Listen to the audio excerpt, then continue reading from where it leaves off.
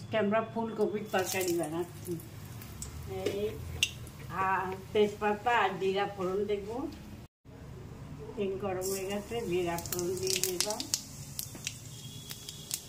প্রথমে আলু ভাজা করবো, তারপরে কপি ভাজা করবো। একটু হলুদ মাখিয়ে দিলেন, তেলের ছিটাটা কম আছে। আমি আলু দিয়ে দিলাম।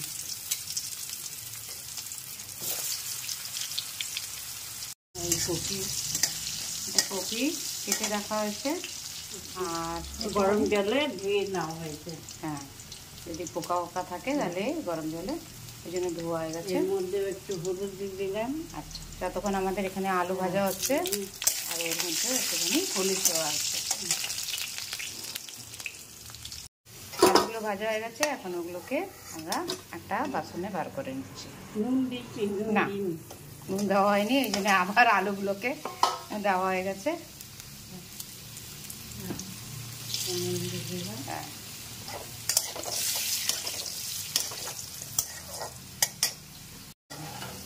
নুন দিয়ে একটুখানি নাড়াচাড়া করে এটাকে তুলে নিচ্ছি। এটা একটা আলু বাস। আর আলুর সাথে আমরা একটু কপির ডাঁটাগুলো ভাজা করে নিচ্ছি। এখন তেলের মধ্যে কপিগুলো দিয়ে দিলাম। কপিগুলোর মধ্যেও খালি এখন হলুদই দেওয়া হয়েছে, এখন নুন দেওয়া হয়নি।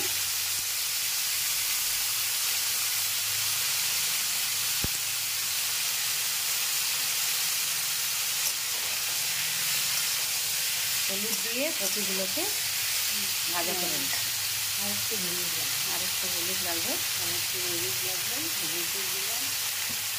নুন হলুদ দিয়ে নাড়াচাড়া করলে তবে হলুদটা লাগে যাবে।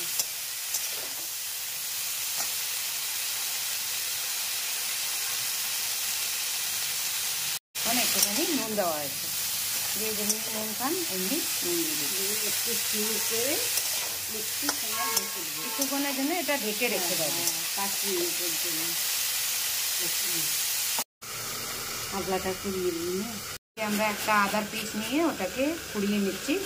যতক্ষণ আমাদের এখানে কপি ভাজা হচ্ছে। আর আদা বাস এত 1 ইঞ্চির মতন আদা, ওটা আমরা কুড়িয়ে নিচ্ছি। বেশি কিছু দরকার নেই এই তরকারিতে। বেশি মশলা লাগবে না? না মশলা লাগবে না, না বেশি মশলা না, বেশি মশলা হয়ে গেছে। টাকাটা খুলে দিলাম, লাগিয়ে দিলাম, আদাগুলোকে দিয়ে দিলাম।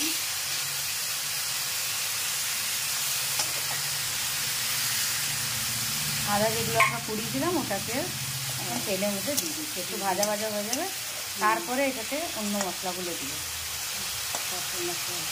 এখন একটুখানি ভাজা হচ্ছে।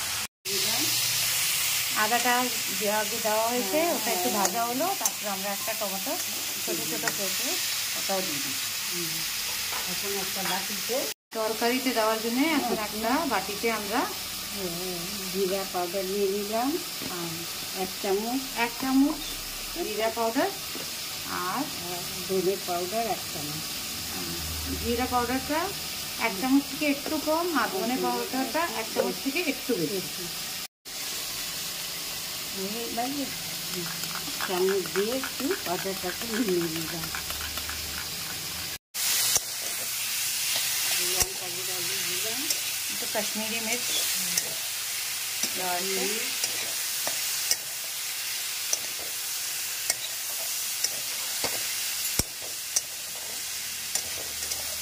তারপরে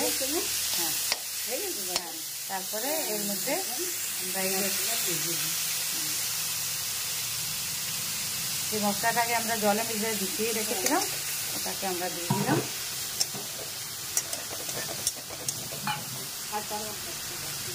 এর সাথেই আমরা দিয়ে দিচ্ছি আলু। আলুটা খালি আমরা ভাজা করেছিলাম, বেশি দেরিতে দেওয়া হলে আলুগুলো গলবে না, তো আলুটাও দেওয়া হয়ে গেছে।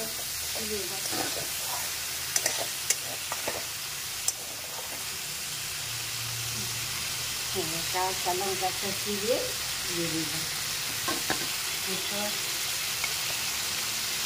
ভাজা হয়ে গেছে?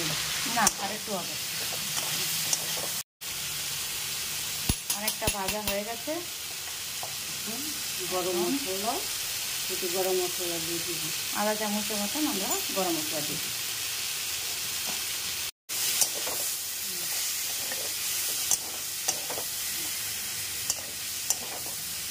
গ্যাসটাকে একটু আস্তে করে দিচ্ছি। দিয়ে দিলাম।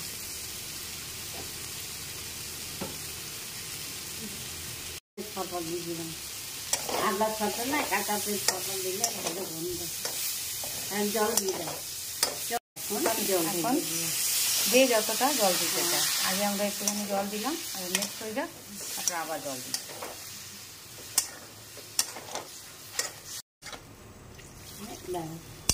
আমরা দিয়ে দিলাম। এখন এটাকে ঢেকে। লাগবে না? না লাগবে না। হ্যাঁ না, গলবে? হ্যাঁ গলে যাবে। ওটা গরম জলে ডিবানো হয়েছিল না, হয়ে যাবে হয়ে যাবে। ঢেকে রেখে দাও, আর 5 মিনিটের জন্য একদম সিম করে এটা ঢেকে দাও। এমনি করে ঢেকে দিলাম। আমাদের হয়ে গেছে তরকারি। এখন এটা ঢাকা খোলা হয়ে গেছে। 5 মিনিট পরে দেওয়া হলো। কপির তরকারি সিদ্ধ হয়েছে এখানে। হ্যাঁ, সিদ্ধ হয়ে গেছে। হয়ে গেছে, হ্যাঁ হয়ে গেছে, সিদ্ধ হয়ে গেছে। হ্যাঁ সিদ্ধ হয়ে গেছে। হ্যাঁ এমনি করে বানাবেন। হ্যাঁ, খালি আদা আর একটুখানি মশলা দেওয়া হয়েছে, আর আমাদের কপি তরকারি রেডি। এমনি করে বানিয়ে দেখবেন কেমন লাগছে। তারপরে কমেন্টস করে জানাবেন। হ্যাঁ, কমেন্টস করে তারপরে জানাবেন।